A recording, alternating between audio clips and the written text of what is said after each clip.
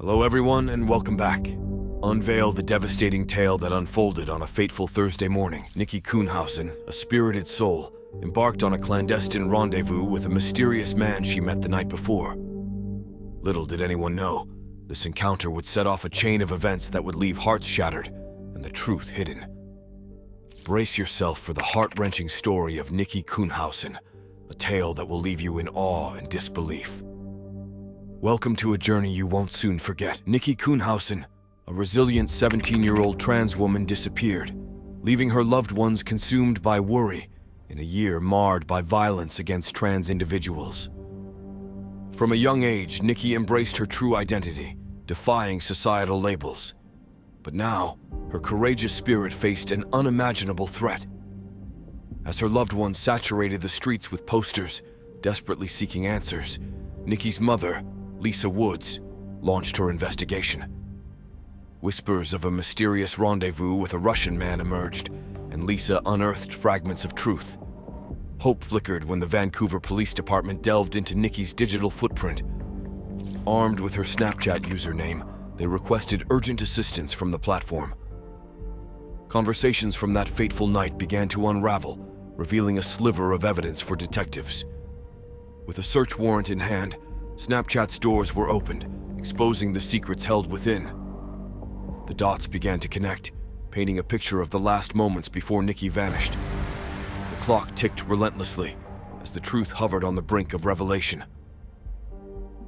June 27th marked the 22nd agonizing day since Nikki Kuhnhausen's disappearance. A crucial lead emerged, the recovered Snapchat chat, unveiling David Bogdanov as Nikki's conversation partner. Bogdanov, a 25-year-old contractor with a mysterious past, became the focus of intrigue. However, he sensed the tightening net and fled the country, leaving investigators grasping at shadows. Months passed without breakthroughs. But when Bogdanov returned to American soil, detectives seized the moment. In the interrogation room, each word he uttered held the potential to unlock the buried secrets of Nikki's disappearance, bringing hope to her loved ones yearning for answers. On a crisp October day in 2019, Bogdanov entered the realm of interrogation, ready to weave his tale. Like a master storyteller, he painted a vivid picture for the detectives, recounting the night he crossed paths with Nikki.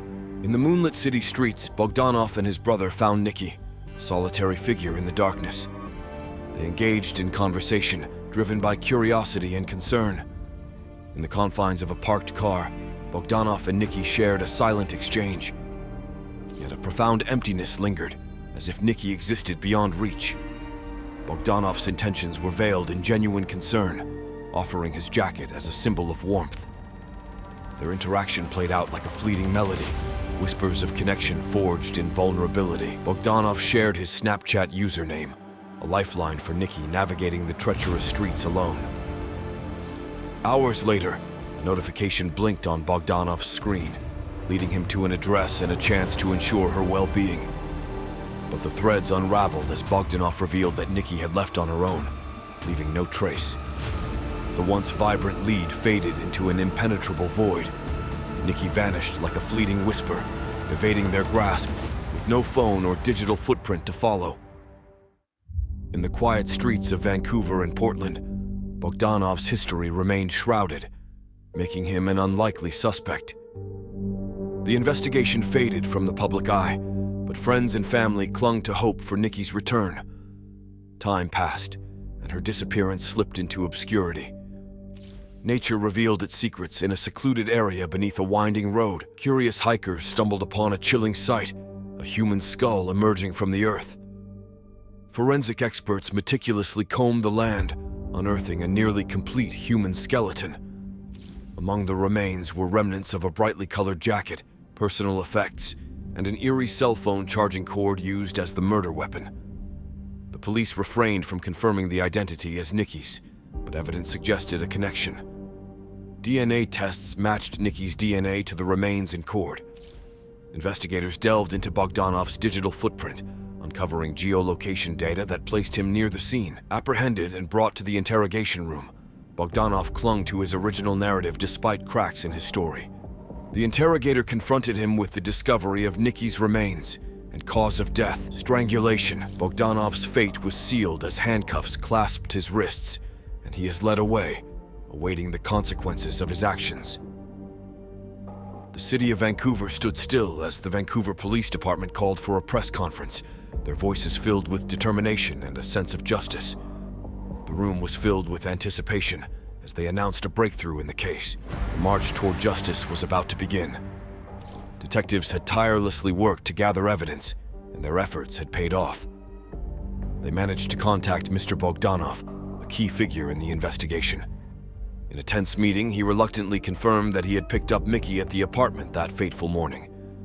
However, something unexpected came to light during their conversation.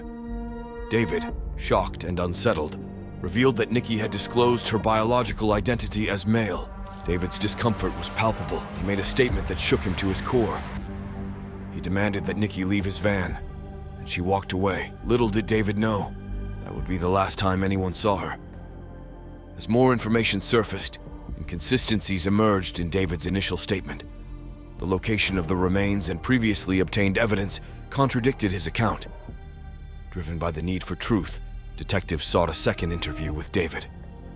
Unfortunately, their attempts to contact him were met with resistance, as he declined to provide further statements. Determined not to let justice slip through their fingers, the authorities arrested David on charges of second-degree murder. Their condolences went out to the family and friends of Nikki, a victim whose life had been tragically cut short. Bogdanov faced the weight of the law, charged with second-degree murder, a crime that carried a potential penalty of up to 20 years in prison. The police explained their reasoning behind the specific charge, citing the evidence and circumstances surrounding the case. However, they acknowledged that as the investigation continued, new evidence might come to light, potentially leading to different charges. The court proceedings loomed ahead. A sense of urgency filled the air. Bogdanov's motion for bond was denied, considering his actions after the crime. He had disposed of the vehicle used during the incident and purchased a one-way ticket to Ukraine, making himself unreachable. These factors heavily influenced the decision to keep him locked up until the trial. The missing vehicle, a mysterious piece of the puzzle, had yet to be found. Months turned into years as the trial date finally arrived in August of 2021. The Clark County, Washington Superior Court was the stage where justice would be sought. During this time, a grassroots organization named Justice for Nikki emerged, ensuring that the hate crime nature of the murder would never be forgotten. They stood firm, determined to counter any attempts made by the defense to exploit transparent tactics. As the trial unfolded, Bogdanov's defense relied on claiming that the killing was unintentional, an act of self-defense amidst a heated altercation upon discovering Nikki's biological identity. David's account detailed the chaotic struggle as he described the intense physical confrontation.